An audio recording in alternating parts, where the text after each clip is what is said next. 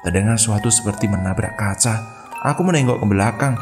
Ada sekelebetan bayangan hitam besar tinggi. Astagfirullahaladzim.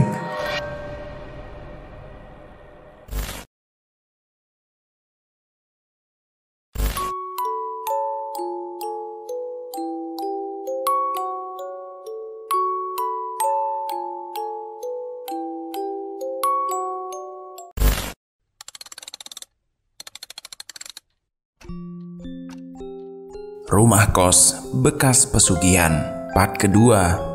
Yang belum nonton part pertama, silakan ditonton biar kalian paham tentang alur ceritanya. Cerita ini ditulis oleh Wahyu Subuh. Linknya ada di deskripsi. Kita lanjut ke ceritanya. Mbak, udah nih nasi gorengnya, ujar si penjual itu. Aku beranjak mengambil bungkusan nasi goreng itu. Iya ya, terima kasih pak, kataku sambil tersenyum. Kami pun akhirnya kembali ke kosan. Sambil makan kami ngobrol. Mo, kamu tadi tuh mampir kemana sih? Kok lama banget? Tanya Sigit. Mo kemudian menghela nafas. Ada yang aneh denganku, kata Mo. Dia meletakkan sendok di piring. Dia berhenti sejenak dengan menelan sisa makanan yang ada di mulutnya. Tadi naik motor tiba-tiba pikiranku ngeblank. Motoran gak tahu aku harus kemana. Sampai di perempatan kan ada lampu merah tuh. Aku tahu di depanku lampu merah menyala, tapi gak berhentikan motorku. Ada mobil hampir saja aku tabrak. Mo kemudian berhenti berbicara. Untung aja ada mobil ngelakson, terus buru-buru ku ngerem. Aku kaget bukan kepalang. Aku nginjak rem sampai motorku oling. Dikit aja aku udah nabrak mobil itu. Aku dan Sigit berhenti makan. Kami mulai serius mendengarkan ceritanya. Lah, serius kamu? Terus kamu dimarahin bang? Tanya aku penasaran. Enggak sih enggak. Aku buru-buru minta maaf. Aku putar balik lalu nyamperin kalian. Terus ngapain kamu tadi ngasih uang 70.000? Padahal kan cuma 7.000, ujar Sigit. Dibilangin aku tuh bingung. Aku udah selesai makan, mau balik ke kamar dulu, kataku sambil membereskan piring dan gelasku. Aku masuk ke kamar dan meninggalkan mereka berdua yang masih duduk di meja makan. Ku kunci pintu kamarku dan aku rebahkan. Jam menunjukkan pukul 9 malam. Malam ini malam 1 suro. Kebiasaan di keluarga aku kalau malam 1 suro itu gak boleh tidur kalau belum kelewat jam 12. Gak tahu kenapa, alasannya kenapa saya juga gak tahu, karena aku udah tersugesti dari dulu seperti itu. Sebisa mungkin aku berusaha untuk gak tidur. Tapi pada akhirnya aku ketiduran juga. Aku terbangun dari tidurku. Ada suara berisik sekali. Aku ngucek-ngucek mata sambil mengumpulkan nyawaku yang belum genap. Aku mencoba untuk mendengarkan suara berisik itu. Prang, duk, cering, klonteng-klonteng. Iya, seperti terdengar ada suara barang-barang sepertinya dibanting-banting gitu. Aku duduk sambil terus mendengarkan suara yang aku dengar. Suara itu seperti berasal dari dapur. Batinku, aku beranjak berdiri dan bermaksud untuk memeriksa sumber suara itu. Belum sempat kubuka, terdengar erangan lirih, namun terdengar berat. Pintu kamar gak jadi aku buka. Aku loncat ke atas tempat tidur, lalu menarik selimut dan menutupi seluruh badanku dengan selimut. Meringkuk di dalamnya. Badanku merinding. Bibirku komat-kamit membaca doa. Itu suara setan apa suara orang ya? Gumamku dalam hati. Itu mungkin suaramu dan Sigit, pikirku. Aku membuka selimutku lagi. Daripada aku penasaran dan ketakutan atas bayanganku sendiri, daripada parno, mending aku cek langsung. Jalan ke arah pintu, lalu aku buka pintunya. Pas mau narik pintu, aku mulai ragu lagi. Buka enggak. Tiba-tiba muncul di otakku bayangan pas buka pintu, tiba-tiba ada hantu berdiri di depan pintu. Pas mau narik pintu, aku kembali ragu. Halu melulu ini dasar otak. Saat itu aku resah berpikir macem-macem. Ketika aku buka pintu, Muncul zombie kayak di film-film. Aku masih berdiri mematung di depan pintu sambil mikir antara buka atau tidak. Nyaliku ciut tapi rasa penasaran mendorongku untuk membuka pintu. Pas aku buka pintu di depan kamarku, penuh barang-barang berserakan.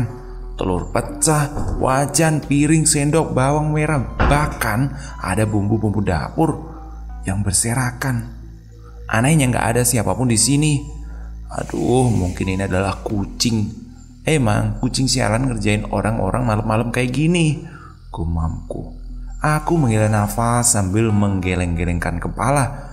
Tengah malam gini harus ngepel, menyebalkan. Astaga Bu, kenapa bisa berantakan seperti ini? Suaramu yang menggema di dalam ruangan yang memecah keheningan malam itu. Ngagetin aja sih lu. Iya, kalau aku kena serangan jantung gimana? Kataku sambil jongkok memunguti bawang merah dan bawang putih. Kamu marah Bu? Ada masalah apa? Kok dapur sampai dihancurin kayak gini?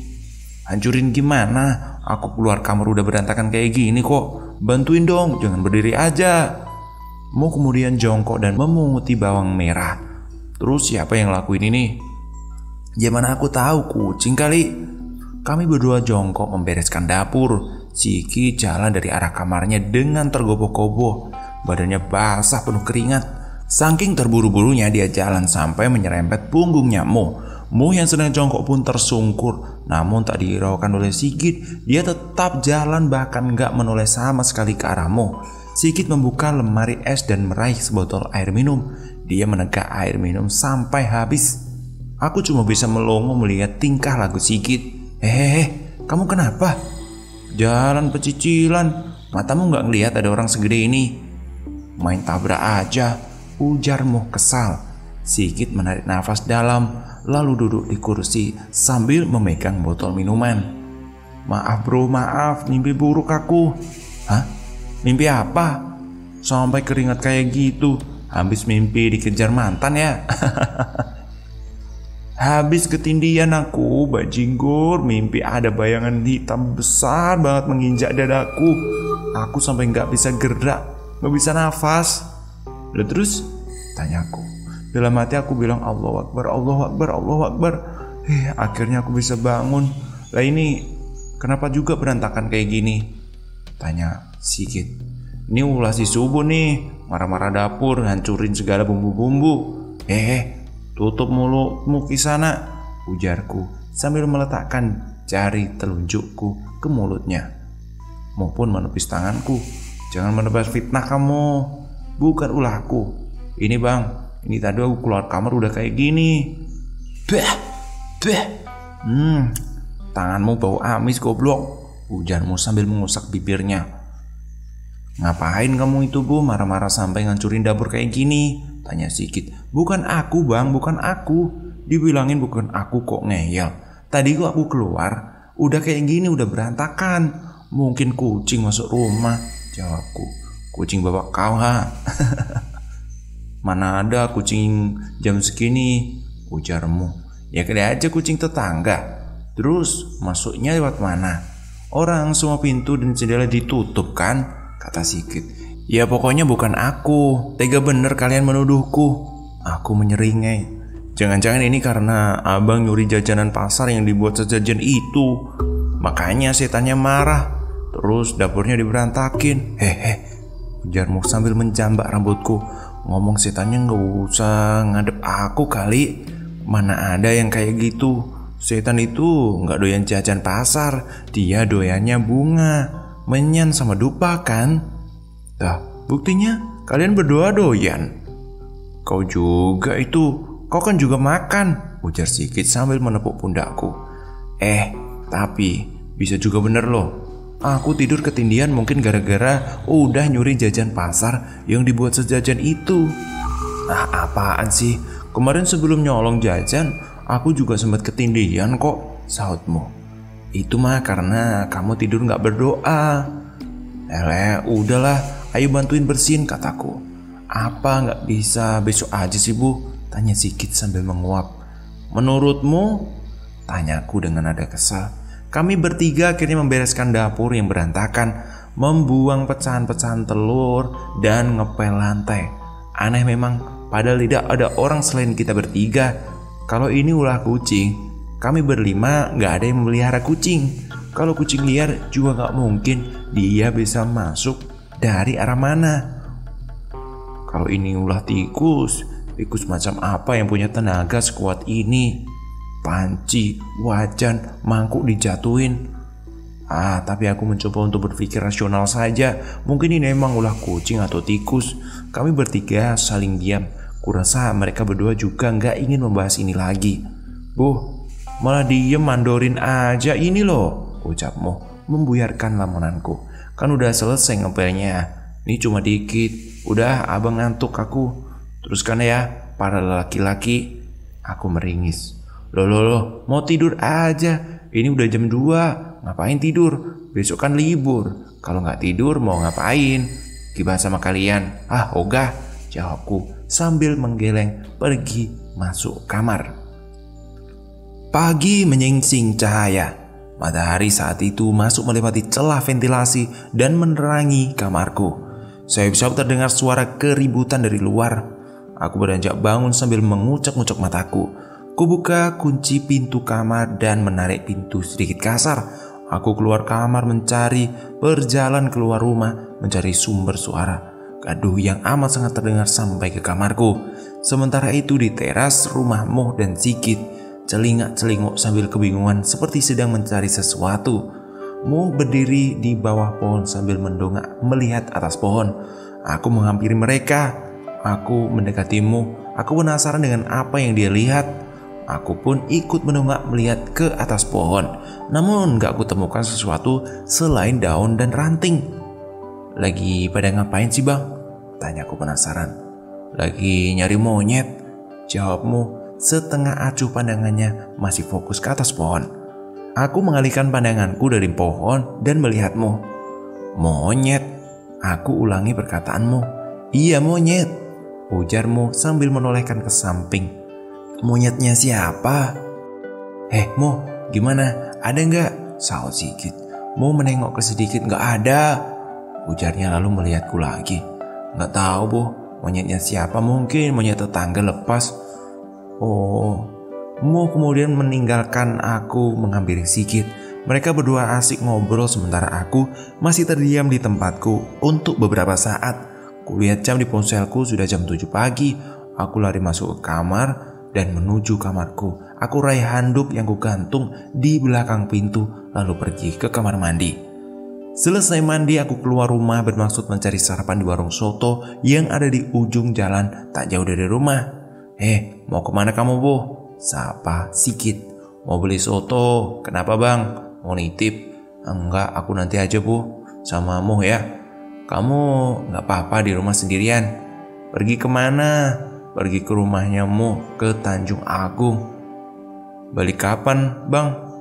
Mungkin besok. Ani sama Siva balik kapan? Balik besok katanya. Ya udah, kalian pergi aja. Kamu gak apa-apa di rumah sendirian? Atau kamu mau pulang kampung aja? Daripada di rumah sendirian, aku nganter deh kamu ke terminal. Enggak bang, enggak. Aku di sini aja. Capek berjalanan bolak-balik. Kan tahu sendiri, sini sana jauhnya kayak apa. Yakin kamu? Iya gak apa-apa. Udah pergi aja. Jangan khawatirin, aku udah gede. Ya udah ya bang, pergi dulu. Saya lapar. Iya silakan. Aku jalan kaki menuju ke warung soto sendirian. Sudah kayak pendekar aja ini. Kemana-mana sendiri. Nasib zombie, zomblo bimbang. Batinku menghibur diri. Sesampainya di warung, sambil menunggu pesananku, aku ngobrol dengan si pemilik warung. Mbak, orang baru ya? Kok saya gak pernah lihat? Bapak pemilik warung membuka obrolan denganku. Iya pak, saya di sini baru 3 hari. Oh, tinggalnya di mana dek? Itu loh pak, di rumah paling ujung, 6 rumah dari sini. Oh, rumahnya yang cat kuning gading itu ya? Iya pak, iya benar sekali. Rumah itu udah lama kosong dek. Udah 3 tahun loh. Orang terakhir yang nyewa rumah itu pelanggan saya. Namanya Pak Asmadi. Beliau 6 bulan tinggal di rumah itu. lalu pindah setelah istrinya meninggal. Aku memperbaiki posisiku duduk. Meninggalnya kenapa, Pak? Kecelakaan, Dek, waktu jemput anak sulungnya pulang dari sekolah di jalan, kemudian ketabrak truk. Mereka berdua meninggal di tempat dengan sangat mengenaskan. Kaki ibunya kelindes ban truk hancur dan di bagian pinggang ke bawah, terus anaknya terlempar. Aduh, kasihan ya, Pak. Lalu Pak Swadinya di mana sekarang, Pak? Wah, saya tidak tahu, Mbak. Sejak beliau pindah, sudah tidak pernah kesini lagi. Nah, ini nak, udah jadi sotonya, silakan, ujar si bapak sambil menyodorkan bungkusan soto. Aku berdiri dan meraihnya. Berapa ini, Pak? 10.000, Mbak. Aku rogoh saku celanaku dan memberikan uang pecahan 10.000. Mari, Pak, saya pulang dulu ya. Oh iya ya, Mbak, iya, hati-hati ya. Aku masuk dalam rumah. Sepi, udah gak ada tanda-tanda kehidupan seperti Mo dan Sigit. Di parkiran cuma ada motornya Sigit. Sepertinya mereka pergi berboncengan. Sepanjang hari aku menghabiskan waktu nonton TV di ruangan tamu. Entah apa yang ada di benakku, tiba-tiba rasa penarasanku kambuh saat aku ingin ke kamar mandi dan melewati kamar kosong yang ada di samping kamarku. Ku bungkukkan badanku, ku intip itu dari lubang kunci. Aku berusaha melihat sesuatu yang ada di dalam kamar itu. Ku tutup mata kiriku, gelap. Aku sama sekali gak bisa melihat apapun kecuali warna hitam pekat. Aku sudah berpikir kamar ini aneh sebelumnya. Iya, sebelum ini pasti ada sesuatu. Di luar gelap, pukul 10, tapi mataku masih enggan terbejam. Kantuk belum juga menyerangku, padahal udah selarut ini. Aku duduk di atas tempat tidurku bersandar di bantal sambil membaca komik Naruto favoritku. Aku raih kaleng susu bergambar beruang yang ada di meja samping tempat tidurku. Kaleng susu saya buka dan meminumnya. Bel pintu depan rumah kos berbunyi. Kuraih ponselku dan kumatikan. Aku diam mematung untuk mendengarkan lebih jelas dan mendengarkan siapa yang bertamu selarut malam ini. Mungkin itu Mo atau Sigit, pikirku. Aku bangun dari tempat tidurku dan meletakkan susu yang kupegang di tangan kiriku. Aku jalan menuju ruang tamu dan menyalakan lampu. Ketika aku buka pintu, tak ada siapapun orang di luar. Aku berjalan keluar, kulihat sekitar rumah. Sepi, gak ada orang sama sekali. Buru-buru aku masuk ke dalam rumah dan mengunci pintu. Aku kembali ke kamarku sambil memencet tombol saklar yang ada di dinding sebelah kiri. Aku mendengar suara berisik dari dalam kamar kosong seperti ada benda yang jatuh. Aku berhenti dan mematung di koridor. Jantung tiba-tiba memukul-mukul dadaku. Perut tiba-tiba teraduk-aduk seperti putaran mesin cuci. Merinding luar biasa. Krak! Terdengar suatu seperti menabrak kaca. Aku menengok ke belakang. Ada sekelebetan bayangan hitam besar tinggi.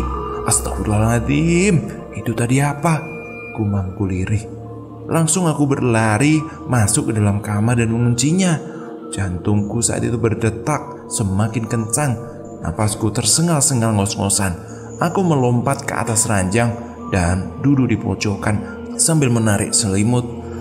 Duh, ada maling, gumamku. Aku tahu ini sangat menyeramkan. Brak! Terdengar sesuatu yang dibanting dari dalam rumah. Aku tersentak kaget. Astagfirullahaladzim, ini apa? Benakku berpacu di antara dua pilihan. Pergi ke jendela memanjat keluar, jatuh dan berlari menyelamatkan diri, atau diam di tempat. Ya Allah, tolong ya Allah.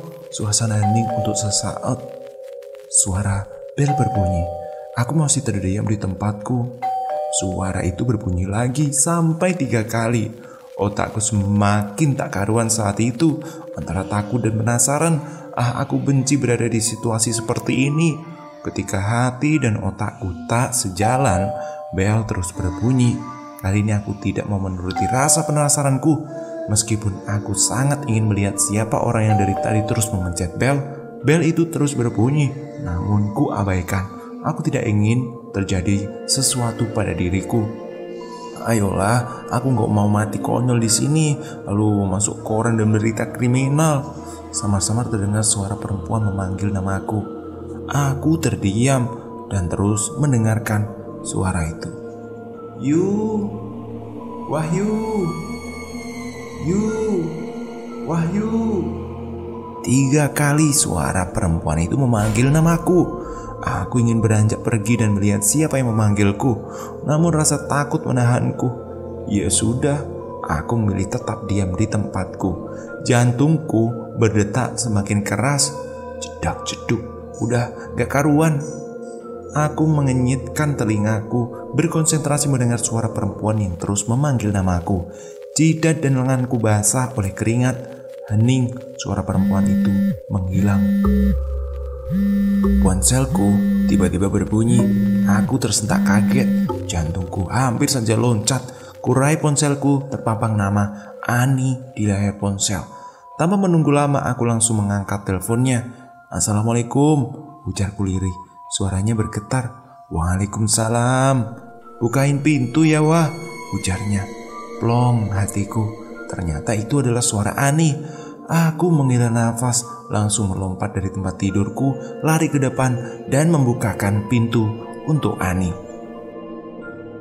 Aduh, terornya sepertinya makin berlanjut. Buat teman-teman, terima kasih udah nonton cerita ini. Cerita ini ditulis oleh Wahyu Subuh, pengalaman pribadinya. Terima kasih juga udah ngizinin buat saya bacakan. Buat teman-teman, jangan lupa komentar di kolom komentar. Sisipkan asal kota kalian atau momen mana yang paling horor menurut kalian. Saya pamit undur diri. Kita teruskan di hari esok. Sampai jumpa.